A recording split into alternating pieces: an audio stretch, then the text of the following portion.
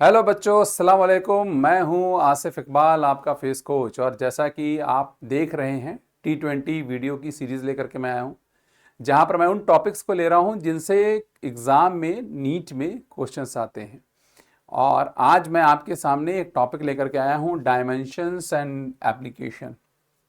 देखिए, dimensional analysis वाला जो टॉपिक है, उससे एक सवाल आपको ज़रूर मिलेगा और बहुत आसान क्वेश्चन आता है। इसलिए आप इस टॉपिक को ज़रूर अच्छे से प्रैक्टिस करके जाएं। और क्वेश्चन जहां से आने की सबसे ज़्यादा पॉसिबिलिटी है, मैं वहां पर ही आपसे बात करने वाला हूं, डायमेंशंस के एप्लीकेशन के ऊपर। वैसे तो आपने अपनी इतनी तैयारी कर ली होगी कि आप डायमेंशनल फार्मूला तमाम फिजिकल क्वांटिटी का ज़रूर जानते होंगे, लेकिन डायमेंशनल फार्मूला का क्या इस्तेमाल है, क्या उसका एप्लीकेशन है, मैं उसके बारे में आपसे बात करूंगा। तो जैसा कि आप सब जानते हैं, सीरीज़ को देखते हैं तो आप T20 सीरीज़ में पहले मैं थोड़ा सा कॉन्सेप्ट बताता हूँ और फिर मैं क्वेश्चंस करा करके उस कॉन्सेप्ट को क्लियर करता हूँ। अगर आप चैनल पे पहली बार हैं तो चैनल को सब्सक्राइब कर लीजिएगा और वीडियो को लाइक करिएगा, शेयर भी करिएगा ज़रूर से। तो शुरू करते हैं। सबसे पहला क्या चीज़ है एप्लीकेशन। एप्लीकेशन में सबसे पहली चीज़ है to check the dimensional consistency. आप ध्यान दीजिए, यहां पर बात की जा रही है डायमेंशनल कंसिस्टेंसी की। ठीक है, dimensional consistency of equation. Actually बात ऐसी है कि यहां पर एक प्रिंसिपल ऑफ होमोजेनिटी लगती है। होमोजेनिटी क्या कहती है कि इस दुनिया में वही क्वांटिटीज ऐड या सब्ट्रैक्ट की जा सकती हैं जिनका डायमेंशनल फॉर्मूला सेम होता है। और साथ ही साथ अगर कोई भी फॉर्मूला डायमेंशनली कंसिस्टेंट है, कंसिस्टेंट को अगर आप रिप्लेस करना चाहें तो एक वर्ड है करेक्ट, उससे रिप्लेस कर दीजिए। डायमेंशनली करेक्ट होना। तो कोई फॉर्मूला डायमेंशनली करेक्ट तब माना जाएगा जब उस फॉर्मूले के अंदर LHS का डायमेंशन RHS के डायमेंशन के बराबर हो। देखिए, आपने अगर कभी कोई फॉर्मूला देखा होगा तो उसमें आपको दो चीजें दिखेंगी, कुछ फिजिकल क्वांटिटीज दिखेंगी और कुछ नंबर्स दिखेंगे। जैसे मान लीजिए कि मैं आपके सामने एक टाइम पीरियड का फॉर्मूला लिख देता हूं। टाइम पीरियड का फॉर्मूला होता है 2π√L/G। तो अगर आप देखेंगे तो यहां पर T इधर लेफ्ट में लिखा है, राइट में ये नंबर लिखा हुआ है और √L/G लिखा हुआ है। तो डायमेंशनली करेक्ट होने के लिए लेफ्ट हैंड साइड का dimension formula right hand side के डायमेंशन फॉर्मूले के बराबर होना चाहिए और साथ ही साथ वही क्वांटिटीज ऐड या सब्ट्रैक्ट होनी चाहिए जिनका डायमेंशन फॉर्मूला सेम। राइट। तो यहां पर मेरे भाइयों और बहनों बहुत इंपॉर्टेंट है, बहुत आसान है, तो आप इसे देख सकते हैं। अच्छा, एक बात और है इसमें, बड़ी बात यह है कि हो सकता है कि कोई फॉर्मूला डायमेंशनली करेक्ट हो लेकिन एक्चुअली करेक्ट ना हो। यानी डायमेंशनल कंसिस्टेंसी अगर है तो जरूरी नहीं कि फॉर्मूला सही हो। जैसे मैं अगर टाइम पीरियड का फॉर्मूला लिख दूं T = π√L/G और आप इसे डायमेंशन कंसिस्टेंसी के बेस पे चेक करें, होमोजेनिटी पे चेक करें, तो लेफ्ट हैंड साइड का डायमेंशन राइट हैंड साइड के बराबर आएगा। लेकिन यहां पर 2 मिसिंग है, 2 होना चाहिए, एक्चुअल फॉर्मूले में 2 है और यहां पर 2 मिसिंग है। तो इस लिहाज से फॉर्मूला गलत है, भले से ये डायमेंशनली करेक्ट है। तो न्यूमेरिकल वैल्यू गलत अगर हो गई तो फॉर्मूला तो गलत ही हो गया। हाँ, एक बात लेकिन श्योर है, अगर कोई डायमेंशनली इनकरेक्ट है, डायमेंशनली इनकंसिस्टेंट है, तो फॉर्मूला डेफिनेटली इनकरेक्ट होगा। ठीक है, तो वेरी सिंपल, वेरी इजी। और मैं आपसे अगली बात करूंगा इसके नेक्स्ट एप्लीकेशन के बारे में, और वो एप्लीकेशन है फिजिकल क्वांटिटीज के बीच में रिलेशन निकालना। फिजिकल क्वांटिटीज के बीच में रिलेशन निकालने का मतलब यह है कि आपको कुछ फिजिकल क्वांटिटीज दी जाएंगी और उनके बीच में, उनके आपस में क्या रिलेशन है, उसको फाइंड आउट करने के लिए आप डायमेंशनल एनालिसिस का इस्तेमाल कर सकते हैं। देखिए, बहुत सिंपल सी बात है। इस पे जो इस एप्लीकेशन पे आधारित क्वेश्चन होता है वो दो तरीके से। एक क्वेश्चन वो होता है जहां पर आपसे ये जिक्र किया जाता है कि कोई भी फिजिकल क्वांटिटी है वो कुछ कुछ फिजिकल क्वांटिटीज पर डिपेंड कर रहा है। जैसे यहाँ पर टाइम पीरियड को G पे डिपेंड कर रहा है, M पे डिपेंड कर रहा है और रेडियस पे डिपेंड कर रहा है, और आपसे कहा जाए कि इनके बीच में रिलेशन निकालिए। तो सिंपल एक तरीका है, यहां पर आप T का डिपेंडेंसी दिखाओगे, पावर ABC करोगे, सिंपल तरीका है। और उसके बाद आप क्या करोगे, लेफ्ट हैंड साइड का डायमेंशन राइट हैंड साइड का डायमेंशन लिखोगे, उससे आपके सामने एक इक्वेशन बन के आएगी और इक्वेशन को सॉल्व करोगे, पावर की वैल्यू निकलेगी, पावर की वैल्यू पुट कर दोगे तो अपने आप रिलेशन निकल के चला आएगा। तो आपको एक सवाल ऐसा दिया जाता है जहां पर किसी एक फिजिकल क्वांटिटी को के बारे में कहा जाता है कि वो डिपेंड कर रही है किसी और पे, तो वहां पर आप इस तरीके से प्रोपोर्शनैलिटी लगाते हो। अच्छा, एक प्रॉब्लम है यहां पर, जब इस तरह के सवालों में आप डेरिवेशन कर रहे होते हैं और प्रोपोर्शनैलिटी लगाते हैं, प्रोपोर्शनैलिटी हटा करके एक कांस्टेंट जब आप लगाते हैं तो उस कांस्टेंट की वैल्यू, जैसे मैं इसको t इज इक्वल टू में कांस्टेंट के g की पावर m की पावर b और r की पावर c अगर कर दूं, तो इस कांस्टेंट के बारे में कोई बात नहीं की जा सकती। इस कांस्टेंट को हमें डायमेंशनलेस मानना ही पड़ेगा। ये हमारी मजबूरी कह लीजिए या हमारी जरूरत कह लीजिए, ठीक है। तो डायमेंशनल फॉर्मूला निकालने में यहाँ पर एक लिमिट है, यहाँ पर एक बात है आपको। दूसरी चीज है कि रिलेशन एमंग फिजिकल क्वांटिटीज निकालने का एक और तरीका होता है, एक और क्वेश्चन होता है, जहां पर यह जिक्र किया जाता है कि कोई नया सिस्टम बनाया गया है, कोई नया सिस्टम है। वैसे तो आप जानते हैं SI है, CGS है, MKS है, ऐसे कोई नया सिस्टम बनाया गया और वहां पर कोई कुछ क्वांटिटीज का जिक्र किया जाता है। और जैसे यहाँ पर G का, H का, C का जिक्र किया जा रहा है और कह रहा है कि आपको मास का एक्सप्रेशन इनके टर्म में बताना है। या फिर आप इस क्वेश्चन को ऐसे भी समझ सकते हैं कि यहां आपको मास G, H और C के बीच में रिलेशन निकालना है, मास का रिलेशन GHC के साथ निकालना है। तो यहां पर भी सेम काम करते हैं, वैसे ही पावर लगाई जाती है। पावर लगाने के बाद आप इक्वेशन, डायमेंशन फॉर्मूला लिखते हैं, इक्वेशन बनाते हैं, सॉल्व करते हैं। देखिए यहां पर हम लोग ये जो एप्लीकेशन है इसको बाईपास कर सकते हैं, यानी ये जो हमने देखा कि हम इक्वेशन बना रहे हैं, सॉल्व कर रहे हैं, इसको बाईपास कर सकते हैं। कैसे? आप एक काम करें, जिस भी क्वांटिटी के बारे में कहा जा रहा है, ऑप्शंस में दिए गए रिलेशन के में उन रिलेशन जो भी दिया गया होगा उसका डायमेंशन निकालिए। जैसे मान लीजिए मास को कहा जा रहा है ना GHC की टर्म में, तो इन 4 ऑप्शन में जिसका डायमेंशन मास के बराबर आ जाए उसको आंसर कर दीजिए।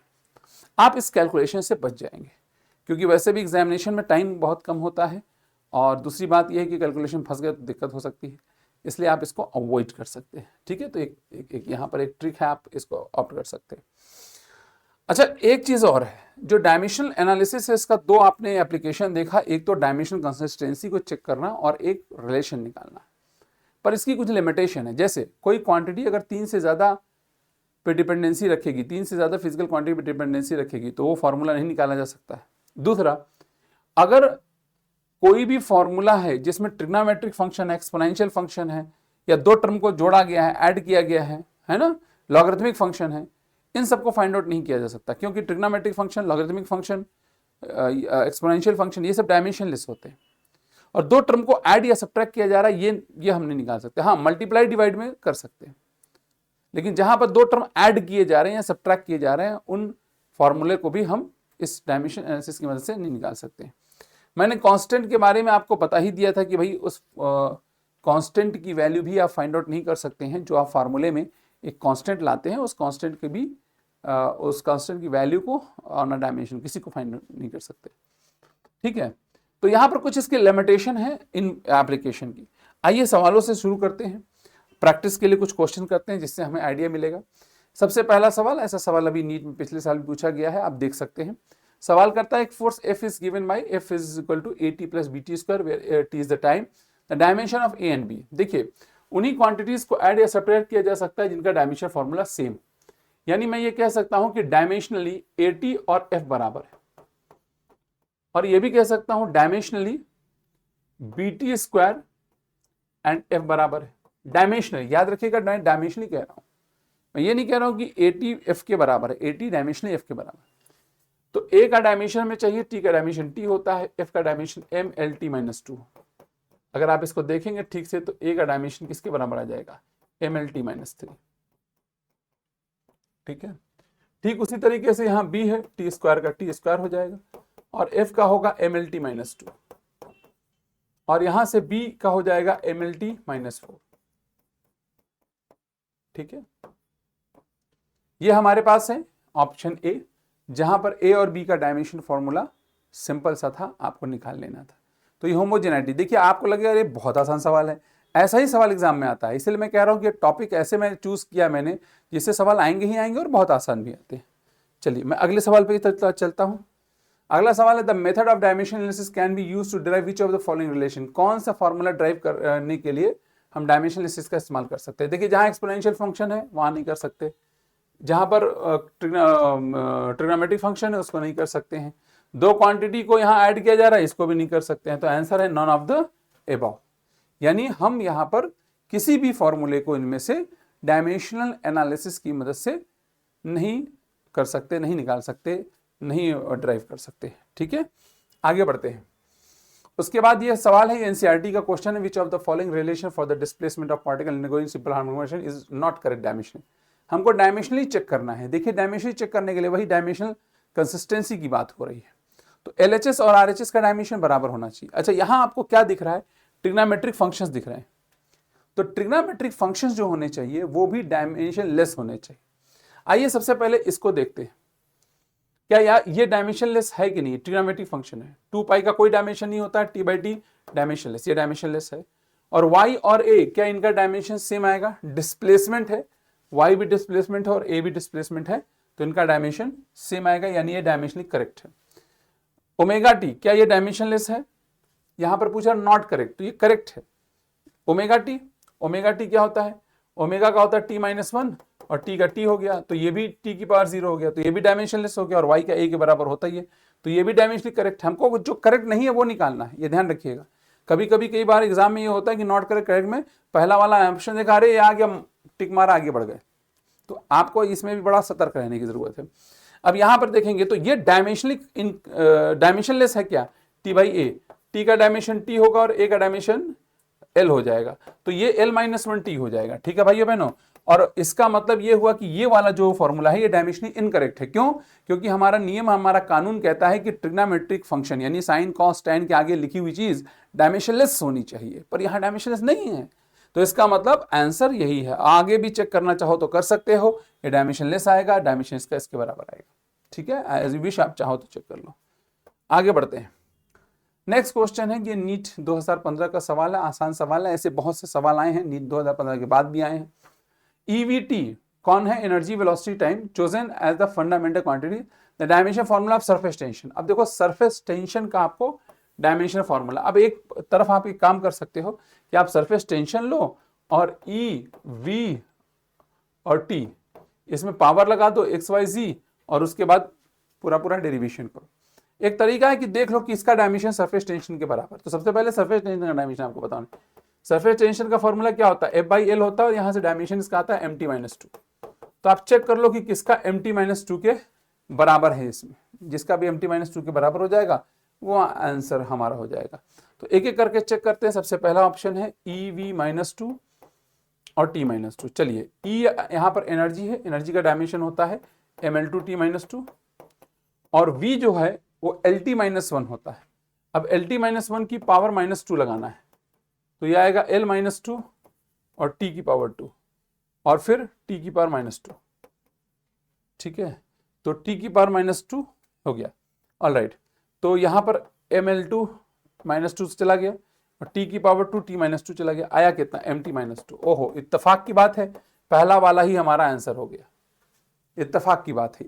हो सकता है दूसरा ऑप्शन वाला आंसर होता, तीसरा ऑप्शन आंसर होता, लेकिन आप चाहें तो सीधे ऑप्शन से आंसर निकाल सकते हैं, इट्स वेरी इजी, और इसको हम चाहे तो कर सकते हैं, ठीक है।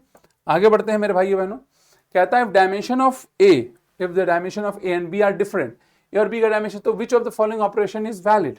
ए और बी का ऑपरेशन अगर डिफरेंट है, देखिए अगर डिफरेंट है तो ना ऐड किया जा सकता है ना सब्ट्रैक्ट किया जा सकता है, तो ये ऑपरेशन वैलिड नहीं है।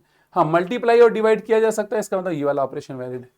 ये वाला ऑपरेशन भी वैलिड नहीं है, क्यों, जबकि आपको ऐसा दिख रहा है कि e की पावर -a/b लिखा गया है, ठीक, तो क्या ये ऑपरेशन वैलिड है, नहीं वैलिड है। क्यों, क्योंकि a का और b का डायमेंशन अगर अलग है तो ये डायमेंशनलेस नहीं आएगा, ये डायमेंशनलेस नहीं आएगा, और पावर डायमेंशनलेस होना चाहिए मेरे भाई बहनों, और पावर अगर डायमेंशनलेस होना चाहिए और डायमेंशनलेस नहीं है तो इसका मतलब ये भी गलत है, ऑप्शन ए सही है। तो यहां पर मैंने आपको डायमेंशन के एप्लीकेशन के कुछ क्वेश्चन जो अलग अलग तरह के आते हैं वो मैंने आपको बता दिया, किस तरह के सवाल पूछे जाते हैं, और वेरी इजी, बहुत आसान टॉपिक है, इसको एक बार जरूर पढ़ लीजिएगा, एक क्वेश्चन आपका कंफर्म है। अगर आपको ये वीडियो पसंद आ रही है और इस तरह की पूरी सीरीज आपको पसंद आ रही है तो कमेंट बॉक्स में कमेंट जरूर करिए, ताकि मैं और भी आपको वीडियो बनाता रहूं, और आपको अगर कोई टॉपिक लगता है कि होना चाहिए तो आप मुझे प्लीज़ कमेंट बॉक्स में लिखिएगा कि इस टॉपिक की वीडियो बना दीजिए, तो मैं आपको ज़रूर बना करके दूंगा। और तैयारी बेहतरीन तरीके से करते रहिएगा, ये छोटे छोटे टॉपिक्स आपके कॉन्सेप्ट को मजबूत करेंगे और आपके नंबर में बढ़ोतरी करेंगे। तो मिलते हैं अगले वीडियो में, और अगली वीडियो तक इंतजार करिएगा, चैनल को सब्सक्राइब जरूर करिएगा, वीडियो को लाइक करिएगा। मिलते हैं अगली वीडियो में, थैंक यू, जज़ाकल्लाह खैर।